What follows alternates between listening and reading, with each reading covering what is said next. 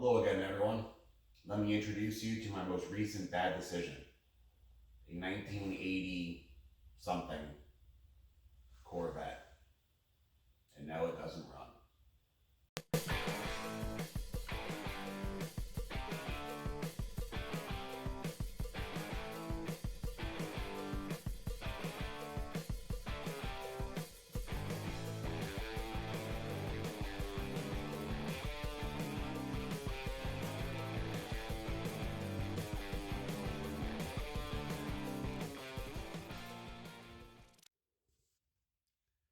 So here is my Corvette.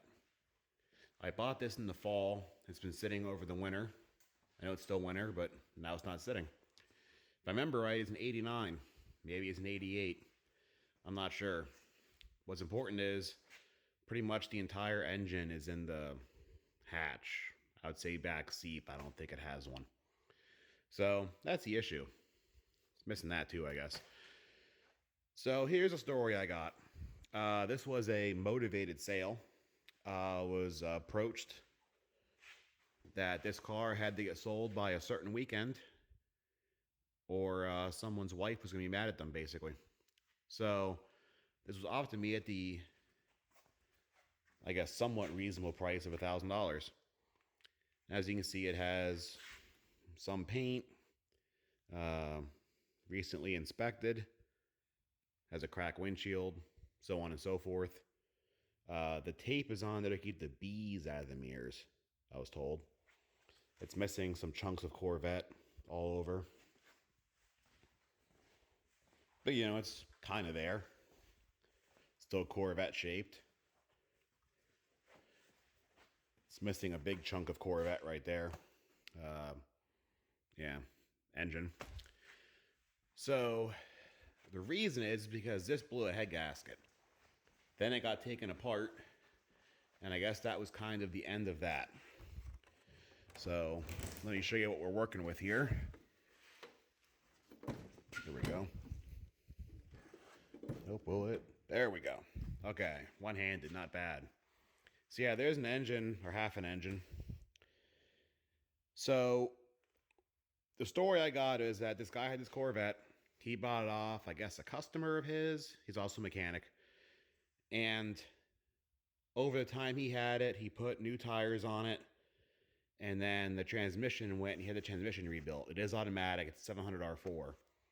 And then shortly after the transmission was rebuilt, like I think actually very shortly after, it blew the head gasket. And when they pulled the heads off, it turns out the heads were cracked. I was unsure if that was going to be the case or not. I kind of was optimistic, hoping that the heads would not be cracked, but the heads are indeed cracked. Here are the heads, and there is a crack. So basically what happened was they had problems finding replacement heads for it, which apparently is a problem that I ran into. And the project just kind of got abandoned to the point where his wife was tired of it sitting around and it had to go. So then I got lucky and got this. So as you can see, everything appears to be here. There's some bonus engine parts down wherever they landed. Like, I guess some of the stuff got boxed up in the back, and some of it just kind of landed in any hole in the engine bay that it could land in. But it is what it is. Some stuff's marked. It's a small block Chevy, so I guess I'll have to figure it out. And then the interior looks to be pretty decent. It's kind of hard to get a good look at. Oh, there's the thing. The issue is that it's full of parts. But it looks okay. That's coming off. I guess the roof comes out. There's something going on over there. But it does have the cool like digital dash, and it has a cool peeling dashboard. But I think what has to happen first is that I'm going to have to dig the remainder of the doodads out of the car. First of all, so I can see what the interior looks like. And second of all, to see what we're working with here. Then we can get a plan.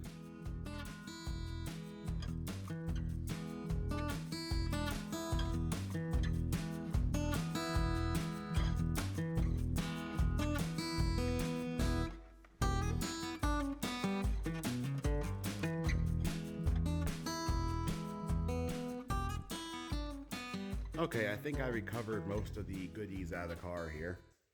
So there are, for some reason, 2 new head gasket sets.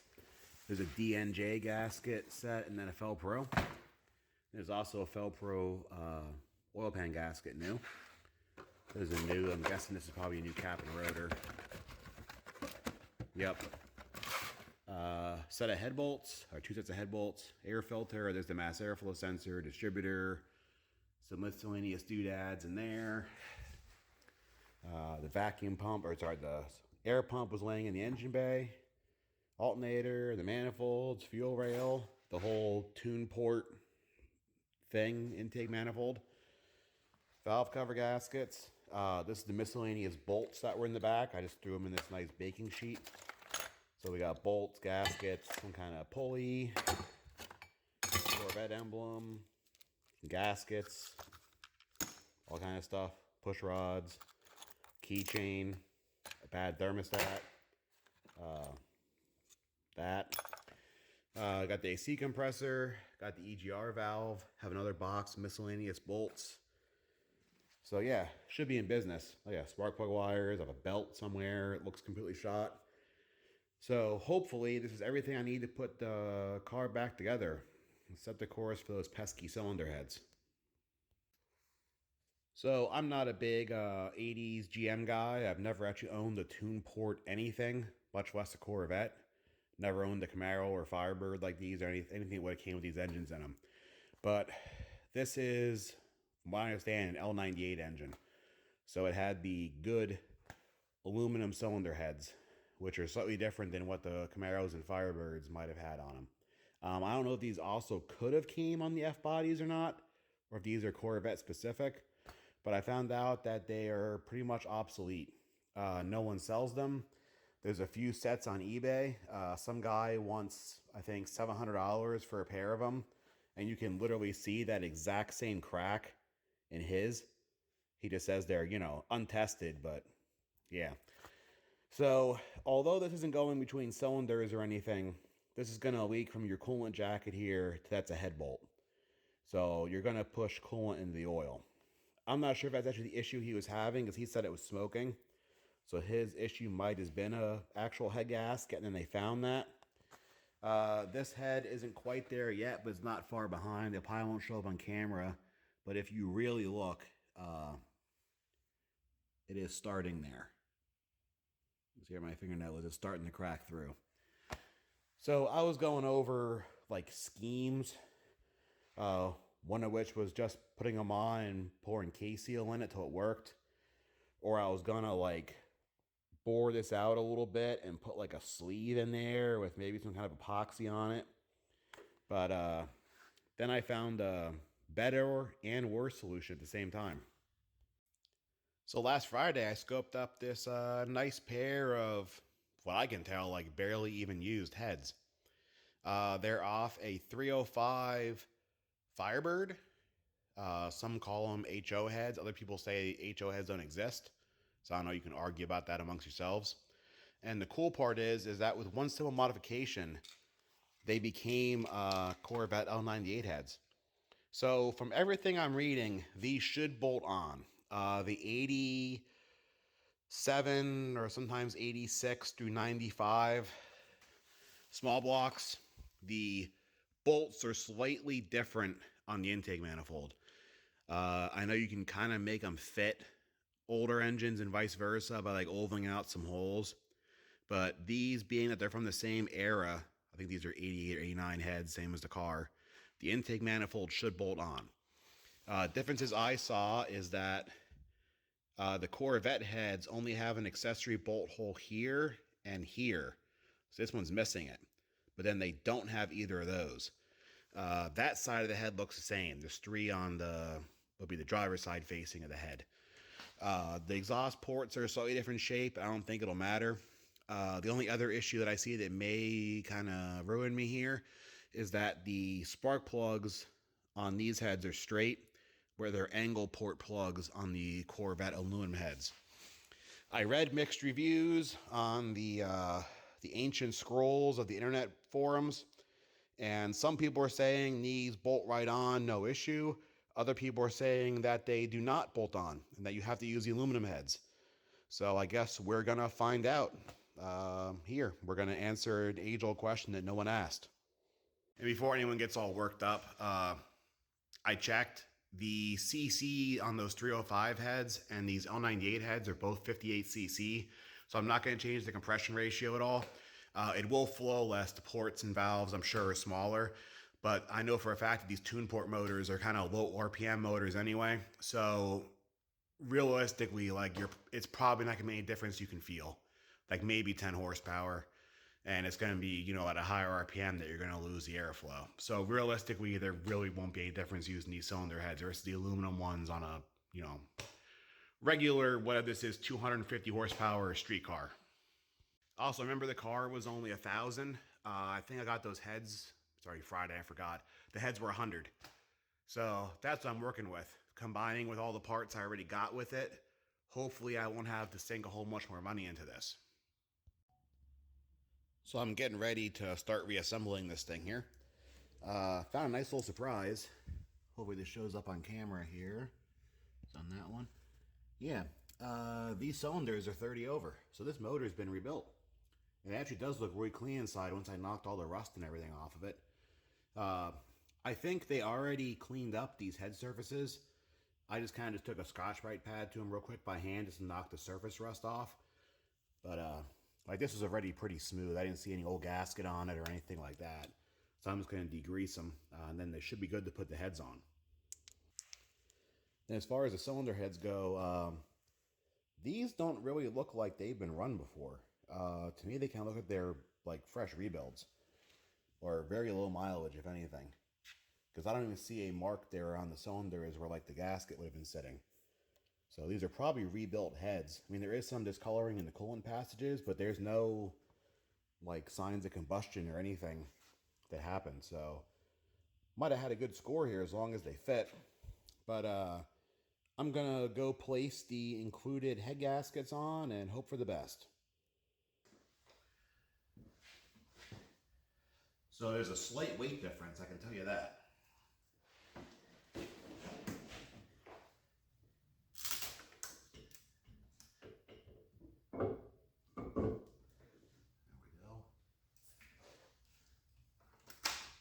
So the lack of like fenders here kind of comes in handy to really get in here to work. And I guess it makes some things better, it'll probably make some things worse. Let me get the head bolts and get them started. Now on small block Chevys, if you didn't know, the head bolts go in the water jackets. So you have to put sealer on them. Nice thing is when you get the new head bolts, it's usually already on there, at least with these Velcro. Already has some kind of thread sealer on it. So it saves you a step, which is nice.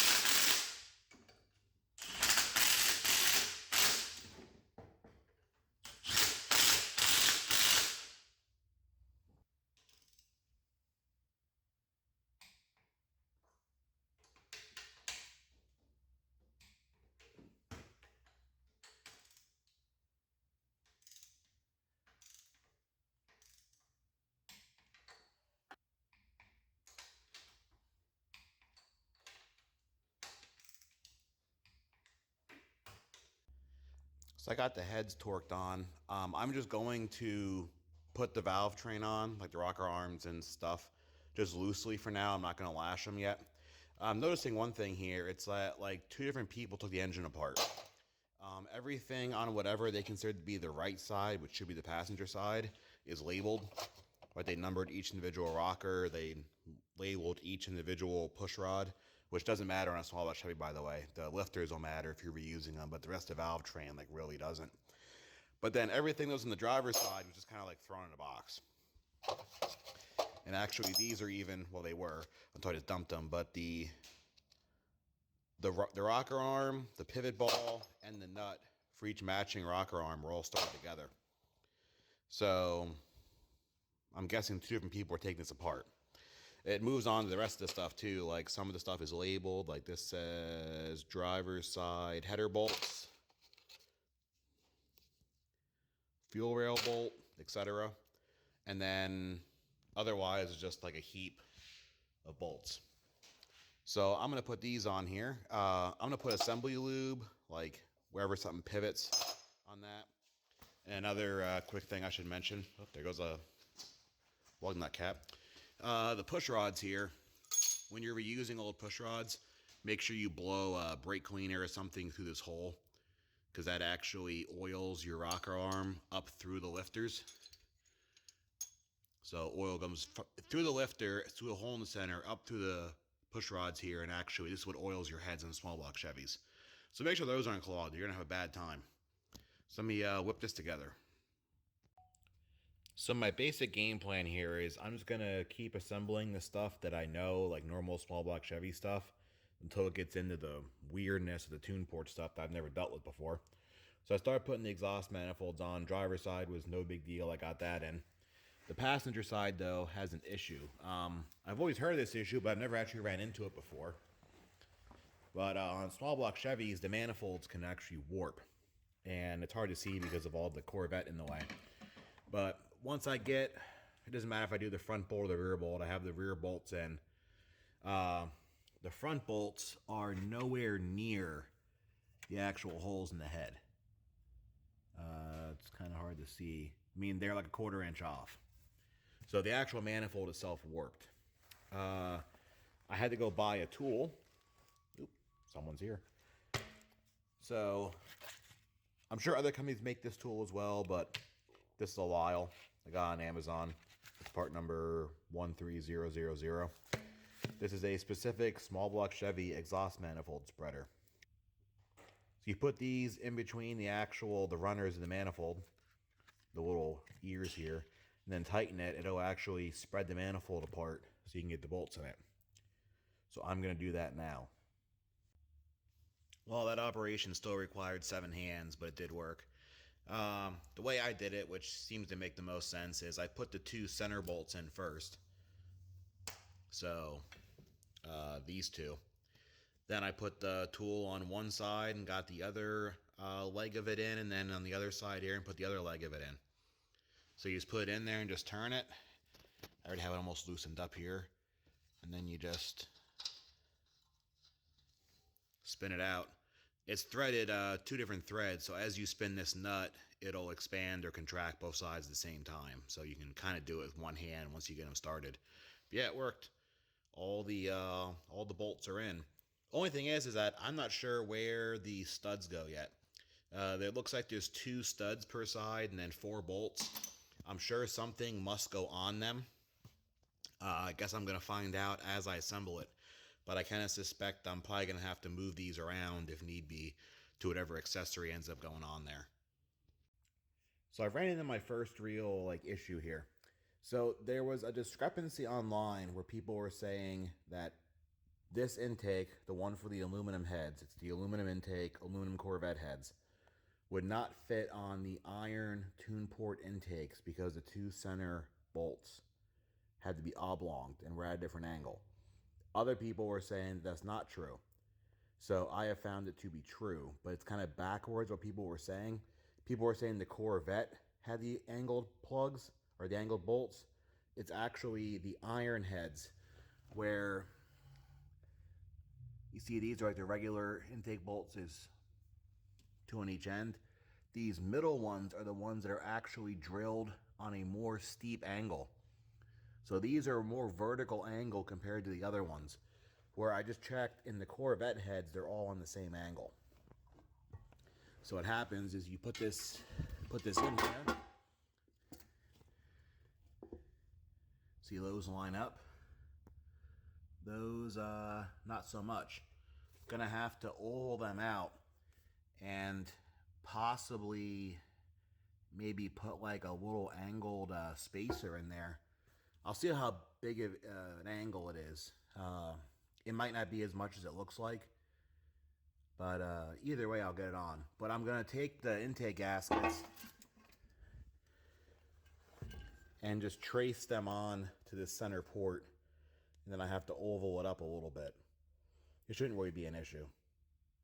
Okay, so I have the intake gaskets laid out. I checked, it is the same intake manifold part number. So what they did was they made these intake gaskets fit both. You can see the outer holes here are they're directly the size and line up with the ports. Where these, they actually made the holes bigger, so I guess it could kind of like split the difference. So the width isn't really the issue, but if I oval this out to the extent of that gasket, then I'm assuming that should be all I need to make the intake fit.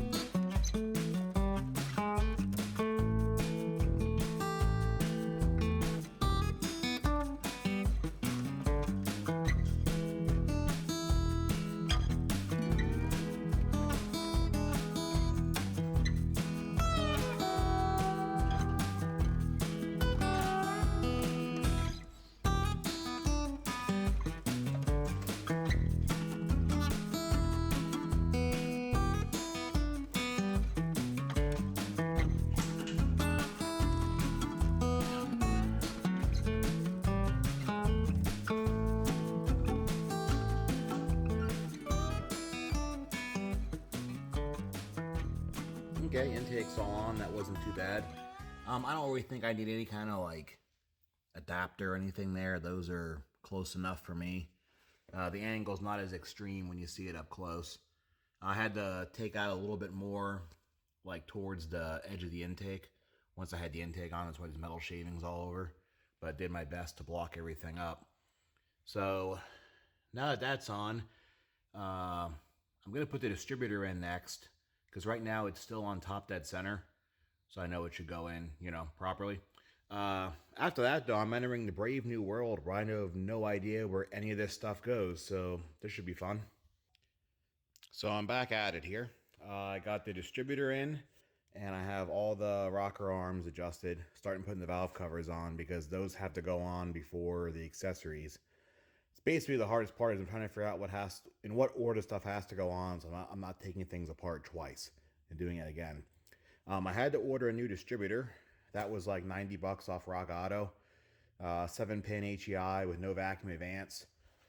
Here's the reason why. I was getting ready to put the old one in. I was taping up all the insulation that was falling off the wires. And then I saw that the gear is completely destroyed. I don't know how well it's going to show up on camera, but the gear is super knife edged. I hope the camshaft's okay, but didn't want to reuse that.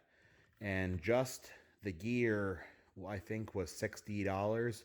I got the whole distributor, I think it was $88. So, yeah, it is what it is. So that's back in. I went on a side quest and I sandblasted and painted the valve covers that like gunmetal gray color. But whatever. Current mission is, before I put the fuel rails on, I want to try and blow the fuel lines out. I don't know if there's any fuel in the tank, but I'm sure it ain't good. So I tried to turn the key to prime it. It doesn't prime. So now I'm going to investigate the fuel pump relay, which was down here by the brake booster. Try and jump it. If that doesn't work, then I have to delve into the fuel pump. Depending how long this sat, supposedly since 19, so 7 years. It's not great, but there's a chance the fuel pump's still good. But if I had power back there after I do this and the pump doesn't work, then I guess I'm putting a pump in it too. So, yay, more work. So I got my handy dandy Autel power probe rip off here. So needs to go through here. Okay, there's your constant power. One of these two, or this one, is the output to the pump. That's making something click in the car, but no pump. And that is also no pump. I think this is the actual wire for the fuel pump though. So nothing really happening up here. Let's see what happens when we go to the back of the car. It probably isn't going to be good news. So luckily, it looks like the fuel pump is actually pretty easy to get to. That was already all taken apart. I just vacuumed out all the feces from the area. And it looks like you just pull those bolts out and the fuel lines and stuff, and the whole pump comes out. But here's the harness for it. I'm going to disconnect it here and apply power and see what happens. I am going to go and say probably nothing. Hey, surprise, surprise. It's doing something. Let's see if it's pumping. Looks like it was. There's fuel going up my non-fuel rated line into that gas can. So yeah, let me keep going and pump all this varnish out. I mean, the good news is the fuel pump's good. Bad news is that probably means there's some kind of wiring nightmare. But at least for now, I can keep working on the engine and deal with the wiring nightmare later. So I don't know how much is in there. It doesn't seem like very much, but not sure. I decided instead of pumping it all out right away, I looped it to the return line. So I'm kind of flushing the line out. Then I'm going to empty it in there. So I know the pump works. I don't know if it puts out enough pressure. We'll find out once I hook everything up with the fuel rail and everything. But I said at least the pump functions. It could still be bad. The sending unit could still be bad. But we'll see what happens. But at least I get the lines kind of flushed out before I hook everything up. Okay, so I changed my mind. I ordered a fuel pump. Even though the pump worked, I wasn't really happy with how much it flowed. It was really trickling out. So I went online and I just ordered a new sending unit and pump because this smells absolutely wretched. So I can only imagine what this pump's going to look like when it comes out. Good news is that these are relatively easy to change. You just pull 3 hoses off and some bolts there, and the whole thing just comes sliding up out of like where you fill the fuel in well, not the trunk, but whatever that says. So I got one here off Rock Auto. Let's pull this one out and see what kind of horrors are waiting for us inside. Okay, it's just 3 lines and, I don't know, some bolts. Some 10mm bolts. And it looks... and some schmooze. And that looks like it's about it.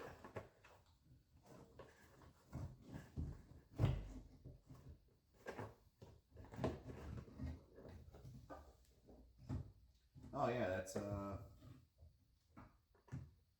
not great. Ooh. You're gonna wish you had smell-o-vision right now.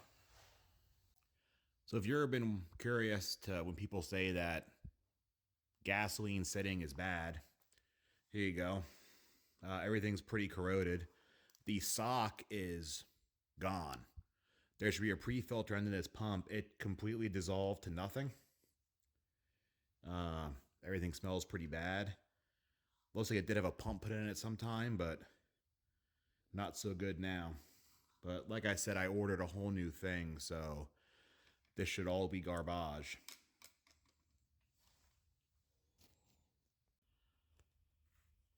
So got some ew going on. There's a tray there that I guess the sock goes into. Let's see if we can, there we go. That is all full of something. And then there's some molasses in the bottom of the tank there. I'm going to see if I can get some of that out of there because that's going to cause nothing but problems with the new pump in there. I have the new pump here all ready to go in, assembled with sock and such. Hopefully that's all good. I have the tank all cleaned up. I got in there. This tray actually is broken off the bottom of the tank. I'm guessing this is just, so this, the pump actually goes in here. The sock was actually like over there in the tank, nowhere near it, rotting off. But this is to keep fuel like around the pump when you go around corners. But like I said, there's kind of holes in it and it kind of dissolved.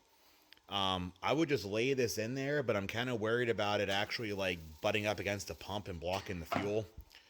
So I just turned the sock sideways. I'm going to put it in there and hope for the best. Don't mind that. That's just my propane heater there singing the song of its people.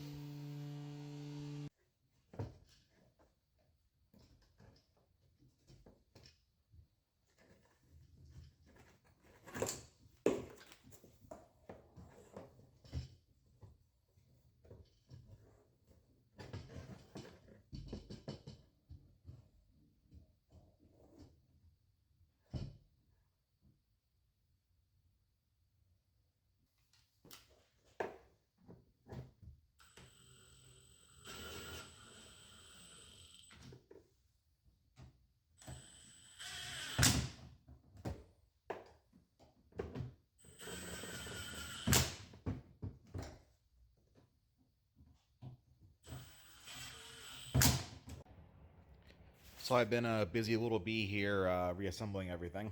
I rewired the alternator, got a new connector for it, and just cleaned up some of the stuff. I wrapped some of the wiring the plastic was missing from. I have some interesting to show you here.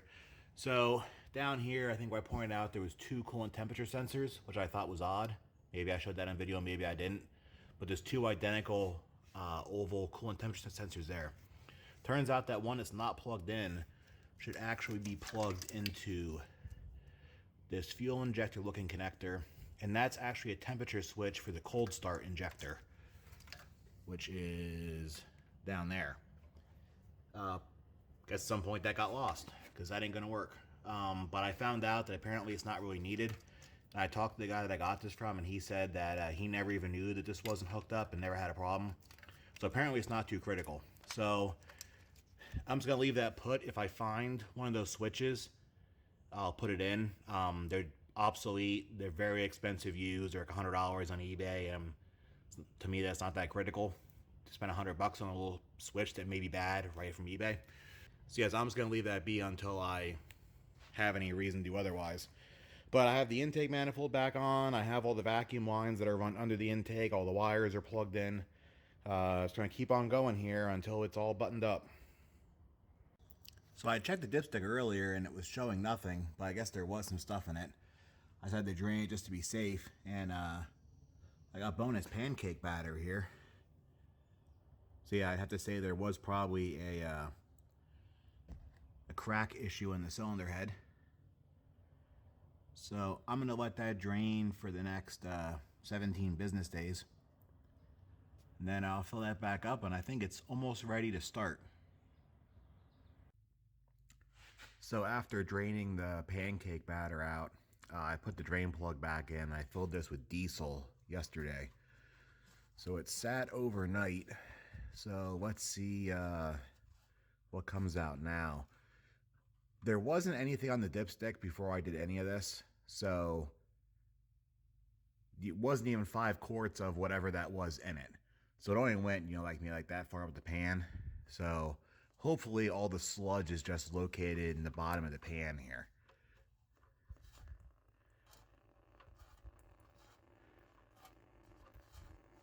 There we go.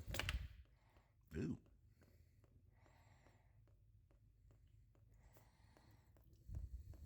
Doesn't look too bad, actually. This might be good enough to fill up and run.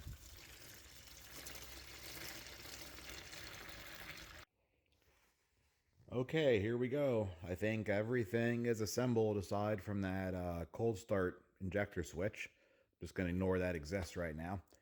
I don't have any coolant in it. I do have oil in it, fresh filter.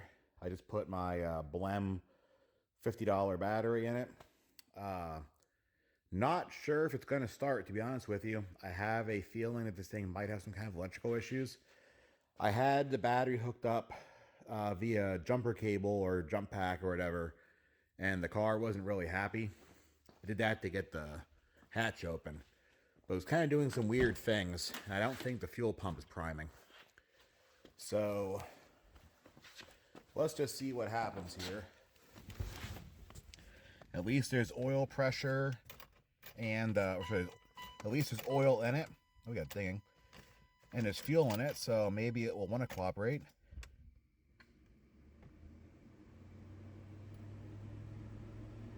Okay.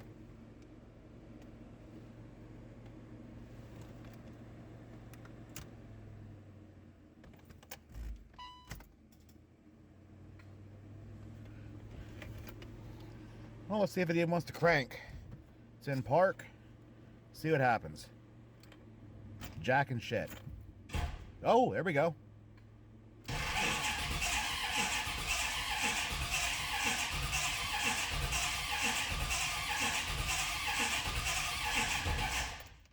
Oh, Roy sounds not happy at all.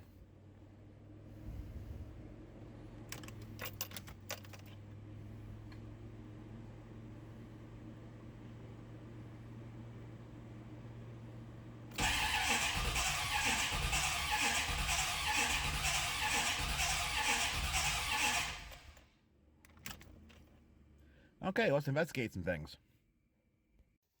I was just cranking again. I think the fan, fan was still spinning there. I have spark, so we're halfway there. The gallop, I'm assuming, is because the motor has been sitting for so long. Well, I'm hoping that. Just assuming in blind faith, wherever you want to consider it. But the motor was actually very softly seized when I first started working on it. I was able to just break it loose just by leaning on it with a socket on the crank. And then, like I said, I spun it over a few times. So I'm kind of thinking, maybe we just aren't, whatever. Hopefully when it fires, that will just fix itself. I'm going to go with that we're not getting fuel here. And I still don't hear the fuel pump. I'm also generally concerned that the injectors are going to be all gummed up after watching the Vice Grip Garage video with the Alante. Yeah, was it? Yeah, the Alante. Because this is still kind of from that same era. So it probably has similar fuel injectors. So I'm going to run my my Power Pro back to the fuel pump again, just nice and easy. Prime the system, and we'll see if it does anything. Okay, I gave it a huff of brake clean, and it did pop. So we're at least on the right track. I'm going to hotwire the fuel pump like I had it when it was draining. Because for whatever reason, the power is not making it back here. I am getting ground at this, but I'm not getting power. But for now, I want to hear it run. So I'm just going to ground this out and see if it starts. Hopefully the injectors are cooperating. Okay, we have the pump hot wired. Let's see what happens.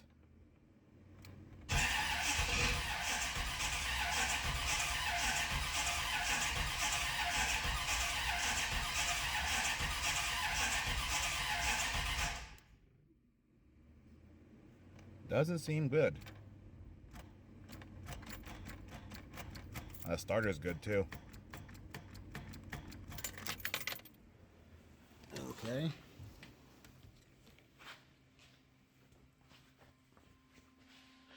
Pump's still going.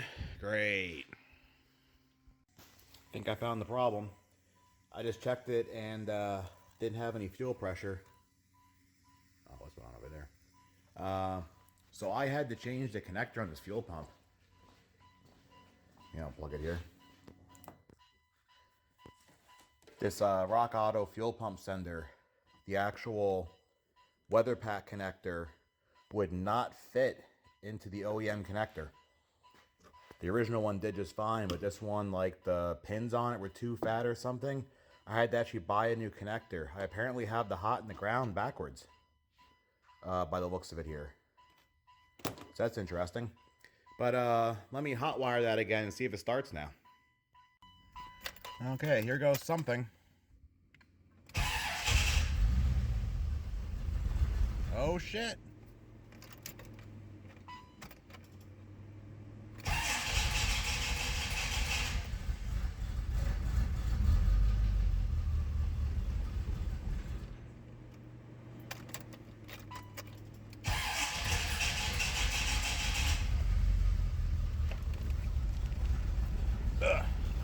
I'm trying to fit in this thing.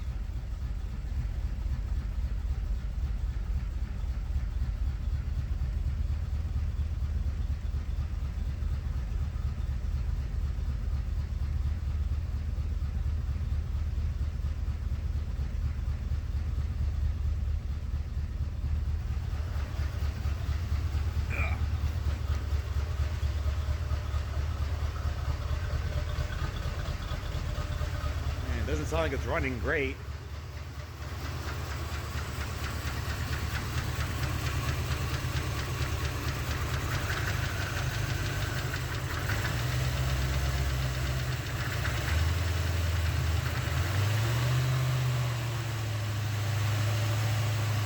There we go.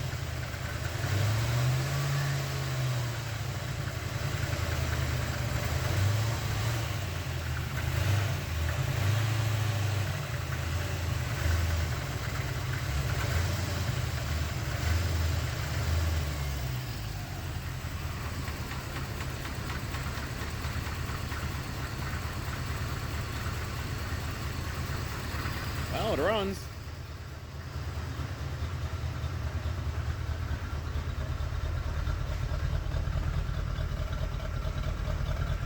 Doesn't sound like the happiest thing on earth, but let's see what happens once it runs a little bit and actually gets some life back in it. Okay, it's kind of running. It has a misfire to it. What I'm about to do now is I'm going to turn it off, and I'm going to try and actually set the ignition timing with the light. I just had it kind of stabbed in there. Whew, it's running rich. It's water in my eyes. Good old fuel injection. Anyway, let me do that and get the timing 100% dialed in, and then see how it runs. I don't expect a huge improvement though. I don't know, not really a huge difference. The thing is still misfiring like pretty hard. I double checked the firing order, that's all good. Either that or the injectors are just that dirty. Ooh.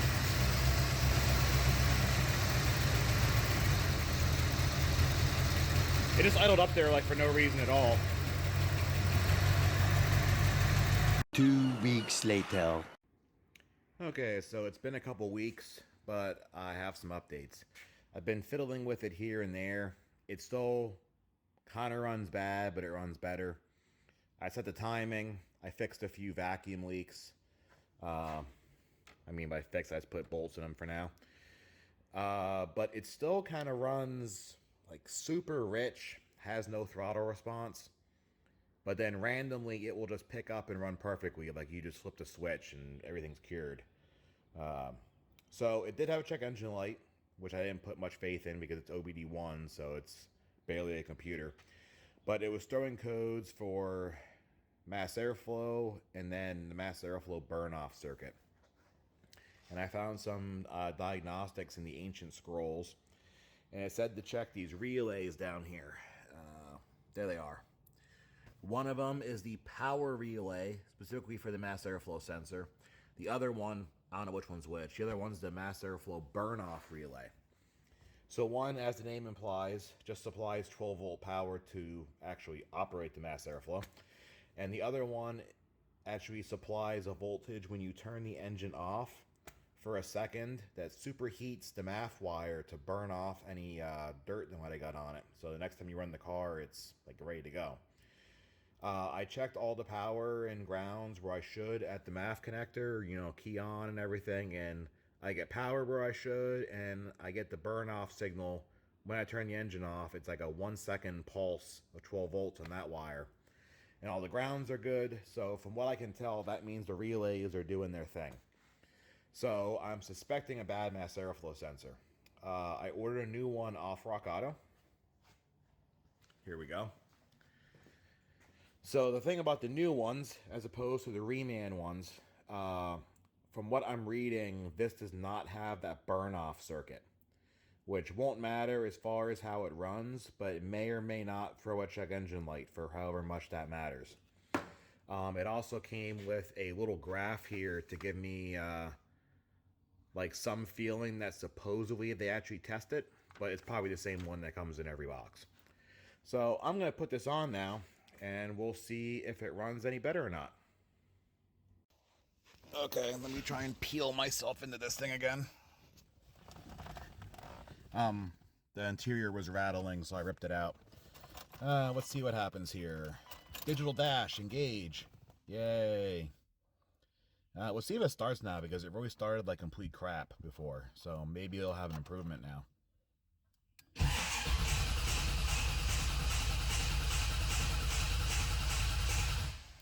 Oh, not looking promising.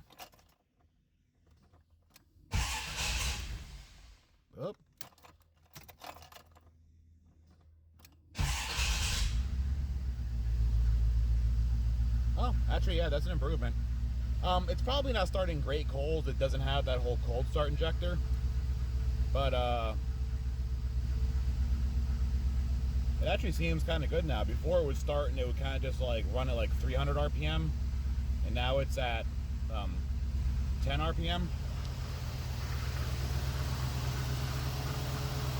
Oh yeah.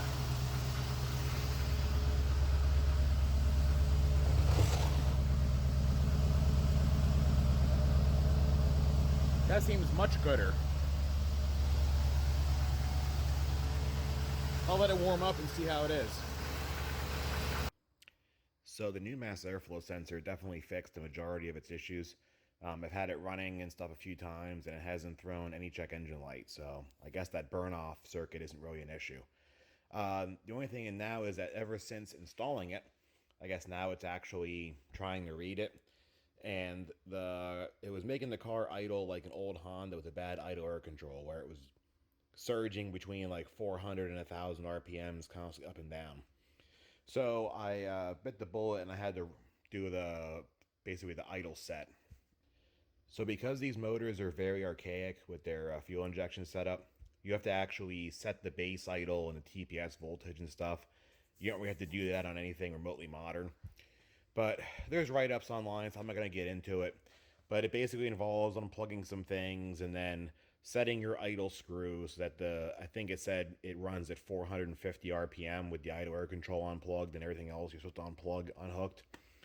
Then once you do that, you plug all that stuff back in, and then you actually adjust the TPS, which I'll show you how that works quick.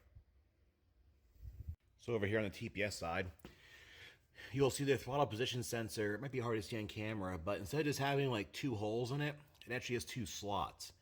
And those 2 screws can be loosened, and you can actually like rotate the sensor to change its base reading.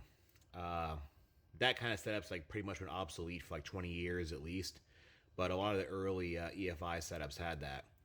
So once you have your throttle body to where it's like the proper base idle, then you set this based on voltage.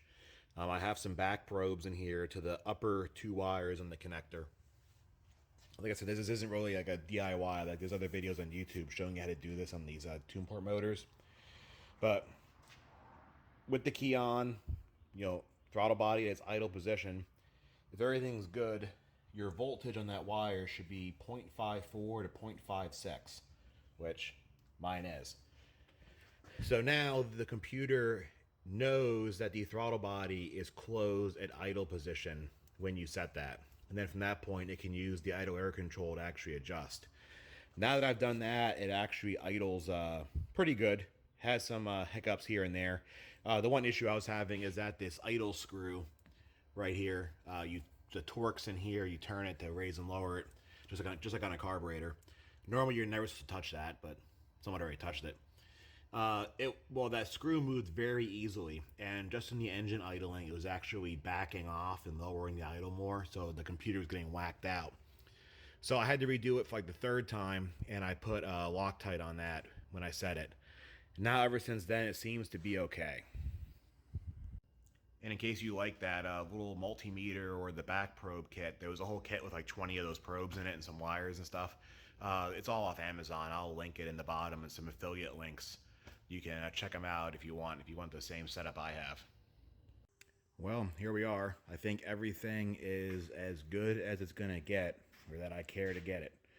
So I'm gonna go take it to get gas on its maiden voyage, and I actually have to have the AutoZone anyway because the square body all the way over there decided to blow a heater core, and I just need to pick up a bypass tube, a 5/8 to 3/4 adapter to bypass that for now, so I can start it. And then might as well run the AutoZone and get that. Let's see how she does. It's time for the maiden voyage. Okay, here we go. Time to squeeze myself in.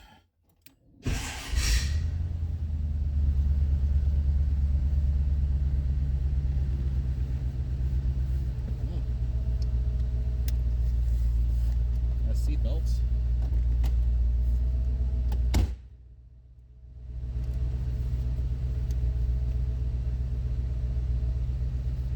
It says doors ajar, but I don't think it is. Oh, there we go.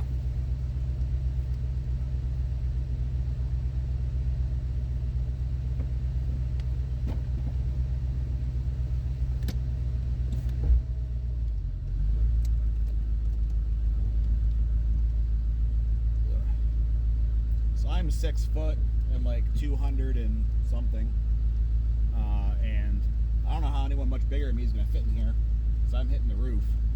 The seats reclined all the way up against the trunk, or whatever you want to call that. So, not exactly the coziest thing ever. Well, trans works so far. Oh, there's going to be a whole lot of poop blowing around in here, I think, once we get moving.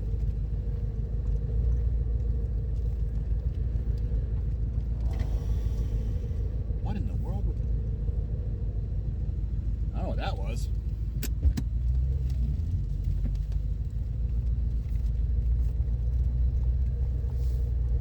Some like electric motor just went off when I backed up. Oh, you know what? The EBS pump's like in where the one speaker was. Well, here we go. We're on public roads. Let's see what happens. Trans shifts. Oh, trans shift's nice.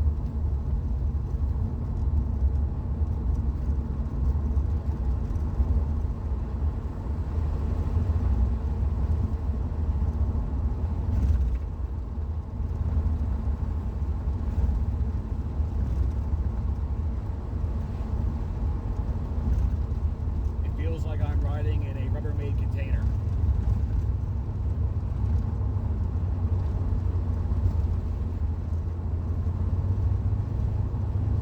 Surprisingly, the tires seem kind of round, better than I thought.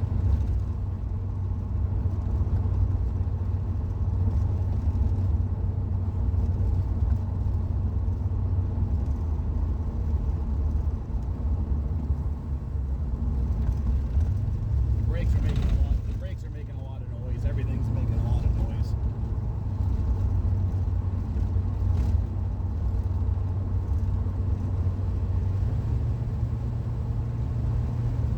But all the fiddling I did with the throttle and the throttle position seemed to... I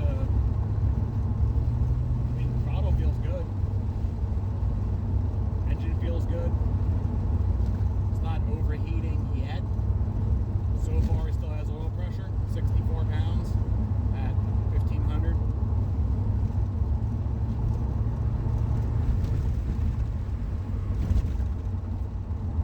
I have 2 lines on the fuel gauge. Oh.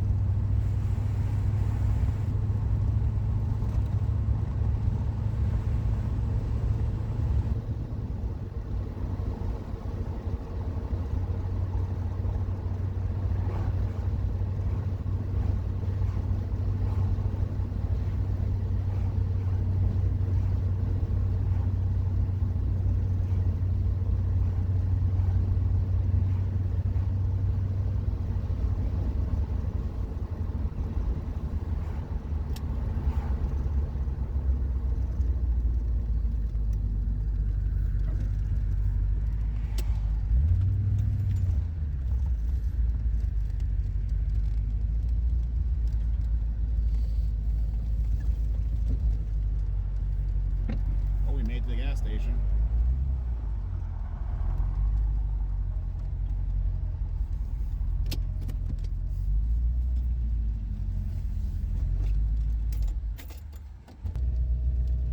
There we go. I put about half a tank in it.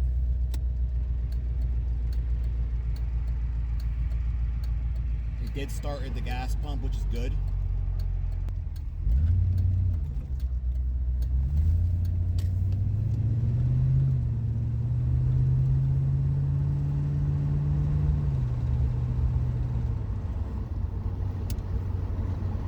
Let's see if we can make it to AutoZone.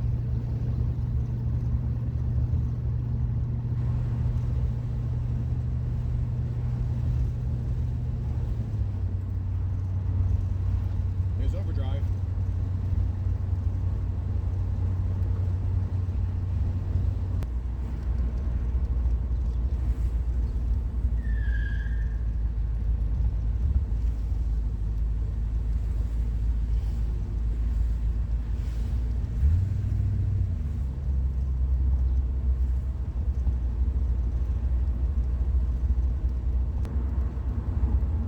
Still good on temp and everything. It's at like 194.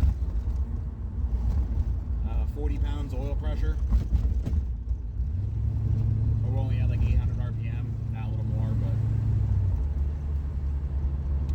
it's not real hot out today. It's actually pretty cool. It's like, I don't know, probably 68 degrees or so.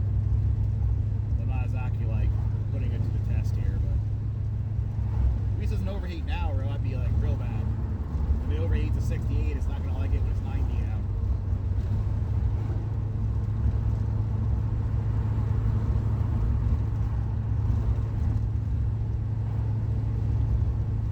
Here is the AutoZone parking lot.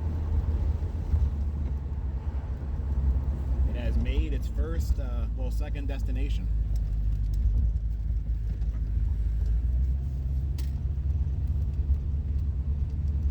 Here comes a lifted GMC van. Oh, scribbles and drips. There's your free advertising.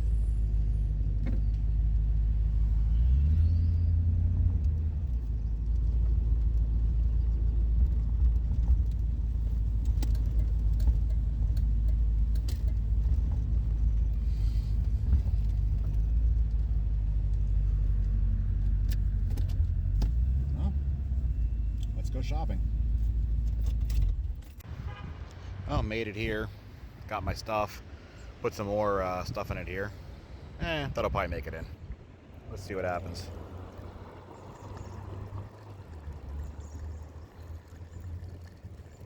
Yeah, it's going in one way or the other. So I think that's going to be the end of at least this video on the Corvette. It runs, it drives, it does those two things adequately. I don't know what the future holds for this. I'm not really in love with it. I got it because it was a good deal and I can say I owned a Corvette.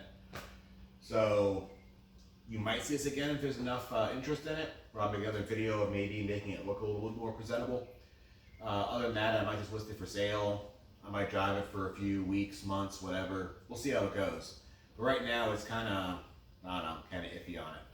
But yeah, thanks for watching. Hope you enjoyed it. And if you want to see more of the Corvette, mention it in the comments or whatever down below, and maybe you'll see it again.